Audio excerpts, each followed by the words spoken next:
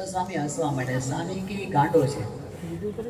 પછી સ્વામી કે તમને એની સેવા ન ફાવતી હોય તો ના પાડ દો.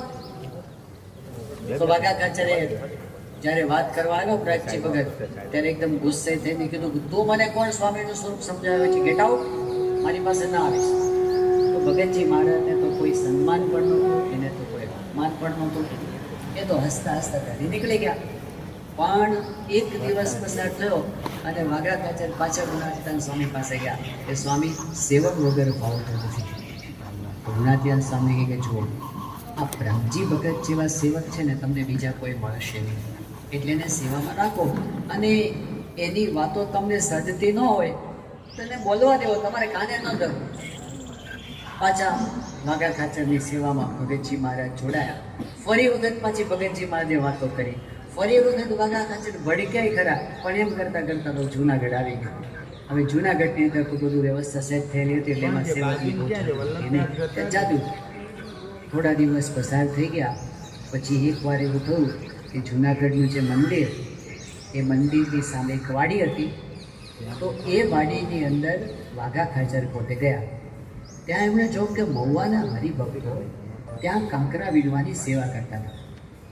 એટલે વાઘા ખાચરે એ બધા હરિભક્તોને સેવા કરતાં કરતાં આમ આનંદમાં જોયા.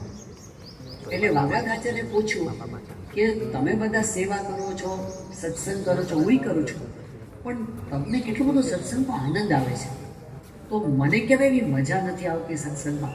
આવો પ્રશ્ન પૂછો પેલા મહુવાના હરિભક્તોને. તો પેલા હરિભક્તો કે વાઘા બાપુ, જો તમે આ પ્રાગજી ભક્તના વચને ગુણાતીતાનંદ સ્વામી અક્ષર બ્રહ્મ છે એવો નિશ્ચય પાકો કરો ને તો તમને અમારા જેવું સુખ આવે. આવું કીધું ને એટલે પાછું વાઘા ખાચર તો ફરીને એની એ વાત આવી હતો. એટલે એમણે કીધું કે જુઓ, હું તો છે ને બીજા કોઈ કે ન માનું, પણ સ્વામી પંડે કે તો મને મનાય. એટલે બધા હરિભક્તો એ વાત પ્રાગજી ભગત તો ત્યાં જ હતા. એટલે ભગતજી મહારાજ પાસે જઈને વાત કરી કે આ વાઘા ખાચર એવું કહે છે કે ગુણાતીતાનંદ સ્વામી પોતે જો સહી કરી આપે, એટલે કે આ વાત સાચી છે એવું કહી આપે, તો વાઘા ખાચરને નિશ્ચય પાકો થઈ જાય. તો ભગતજી મહારાજ કે આપણે સ્વામીને બોલાવીએ. તો અમે સ્વામીને બોલાવ્યા, પણ કેવી રીતે બોલાવ્યા? ત્યાં વાડીમાં ધ્યાનમાં બેઠા અને ગુણાતીતાનંદ સ્વામીને વૃત્તિ દ્વારા કહે છે. ગુણાતીતાનંદ સ્વામી એ સભા મંડપમાં કથા વાર્તા કરતા હતા અને અચાનક એમણે કથા બંધ કરી દીધી કે મને પ્રાગજી ભગત યાદ કરે છે. અને તરત ઊભા થઈ ગયા. એક સાધુનો હાથ પકડીને સ્વામી વાડીમાં આવ્યા અને ગોતતા ગોતતા આવે ને સ્વામી કે બોલ પ્રાગજી, કે મને યાદ કરો. તો ભગતજી મહારાજ કે સ્વામી આ મારે તો કંઈક તો એવું જ દેખાતું હતું, પણ અંતરથી એક દ્રષ્ટિ પલટાઈ ગઈ કે આ મનુષ્ય નથી, આ મનુષ્યના રૂપની અંદર સાક્ષાત અક્ષર બ્રહ્મ સત્પુરુષ છે અને એ ભગવાનનું પ્રગટ સ્વરૂપ છે. ઓળખાઈ ગયું ને કામ. એટલે આ ઓળખાણ કેટલી મોટી વસ્તુ છે, પણ એ થાય છે કેવી રીતે? વાઘા ખાચરને નિશ્ચય થઈ કેમ ગયો? ગુણાતીતાનંદ સ્વામીએ તેજ બતાવ્યું? સ્વામીએ બ્રહ્માંડો ઉડતા દેખાડ્યા? ના, એક જ વસ્તુ હતી કે વાઘા ખાચરને એટલી વાત પાકી હતી કે આ ગુણાતીતાનંદ સ્વામી સાચા સંત છે અને સ્વામી જે બોલે છે એ પરમ સત્ય છે. આ એક જગ્યાએ એમની બરાબર નિષ્ઠા પાકી હતી.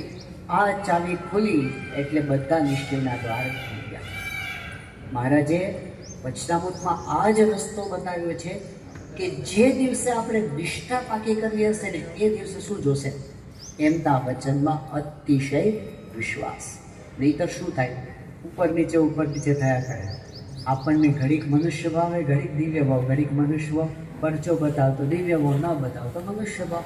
પ્રથમના 63માં વચનમાં મહારાજે કીધું છે કે જેને નિશ્ચયમાં કાચક હોય એ ભગવાનને સંત ઐશ્વર્ય બતાવે ત્યારે બહુ આનંદ થાય અને ન બતાવે ત્યારે મૂંઝાઈ જાય, એટલે ઝાખપ આવી જાય. પણ જેની પાક્કી ઓળખાણ થઈ ગઈ હોય એને ગરબડ થતી નથી. ભગવાનની ને સંતની રીત તો એવી છે, એ તો મનુષ્ય ભાવ બતાવે કે સ્વામિનારાયણ ભગવાન આટલા સમર્થ સર્વપરિપૂર્ણ પુરુષોત્તમ નારાયણ, પણ એમણે પણ મનુષ્ય જેવા ચરિત્ર કર્યા. મહારાજ પોતે બીમાર પડતા.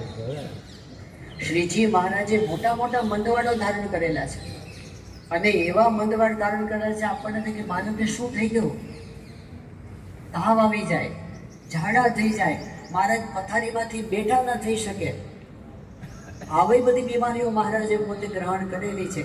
પરંતુ એમાં પણ જે પરમહંસો હતા એમને બરાબર પાકી નિષ્ઠા હતી કે આ બધું દેખાડે છે ને એ એમનું ચરિત્ર છે, બાકી છે તો સર્વોપરી ભગવાન પોતે.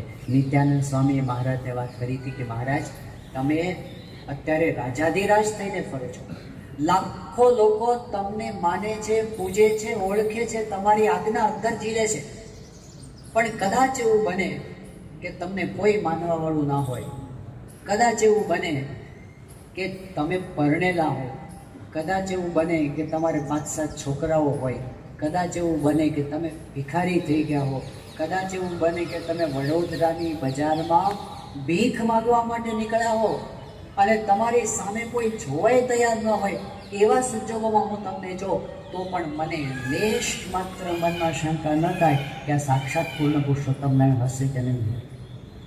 મહારાજને પાસ એમણે ઓળખી લીધા.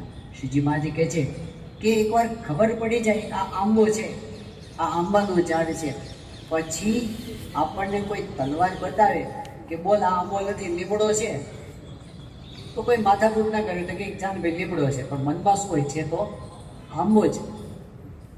નક્કી થઈ ગયું કે આ ભગવાન છે, નક્કી થતા સત્પુરુષ છે, પછી એમાં કોઈ દિવસ ડગમગાટ થતો નથી. એવી નિષ્ઠા પ્રગટની ઓળખાણની થવી જોઈએ, એવી સ્વામિનારાયણ ભગવાનની નિષ્ઠા, એવી ગુણાતીત ગુરુની નિષ્ઠા, એવી પ્રગટ ગુરુની મહાન સ્વામી મહારાજની નિષ્ઠા આપણને થવી જોઈએ. યોગી બાબા પોતે જ્યારે વિચરણ કરતા હતા આફ્રિકાની અંદર, જિંજામાં હતા, અને એ વખતે એક ભક્તે એવું કીધું કે બાપા મને તમારામાં મનુષ્ય ભાવ આવે છે, મને તમારામાં મનુષ્ય ભાવ આવે છે. તો યોગી બાપાએ કેવી વાત કરી કે જુઓ અમારા પંચવર્તમાનમાં કંઈ ખામી હોય તો તમારા પગનું જોડું લઈને મને માથામાં મારજો, બાકી મને પરચા બતાવતા આવડતું નથી. આ કેવા શું માની યોગી બાપા? યોગી બાપાના જીવન ચરિત્ર તમે વાંચશો ને, સેંકડો પરચાના પ્રસંગો તમને મળશે. એટલી હદ સુધી કે જીવન ચરિત્રનું સંકલન થયું ત્યારે હરિભક્તોએ પ્રસંગો આપ્યો હોય ને તો એમાં પ્રસંગો બધા સમાવી શકાયા નહીં. તો અમુક હરિભક્તોને એવું થાય કે અમારા પ્રસંગો રહી ગયા, અમારા પ્રસંગો રહી ગયા. યોગી બાપાનું સ્પેશિયલ પરિચયનું પુસ્તક પબ્લિશ કરવું પડે, 300 પાના, જોગીનો દેતો ને દેતો. આટલા યોગી બાપાના પરચા છે, છતાં યોગી બાપા શું કહે, મને પરચા બતાવતા આવડતું નથી. તો તમારે જોવાનું શું કે છે, મારા પંચવર્તમાનમાં ખામી છે.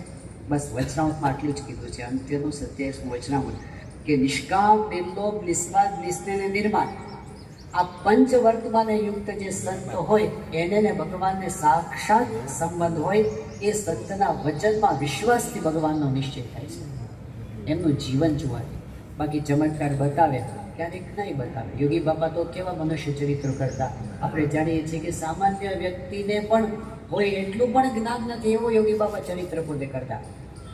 યોગી બાપા પોતે પ્રસંગે છે કે અમને તો કાંઈ ખબર પડતી નથી. મુંબઈ નિર્ગુણદાસ સ્વામીની સાથે અમે ગયા હતા અને છીપી ચાલમાં અમારો ઉતારો હતો. છીપી ચાલ સીપી ચાલ નામની એક જગ્યા હતી ને એમાં કે મોટા મોટા ઉંદરડા નીકળે. પછી બાપા કે અમને પધરામણીએ જવાનું હતું તો પછી એની પાછળ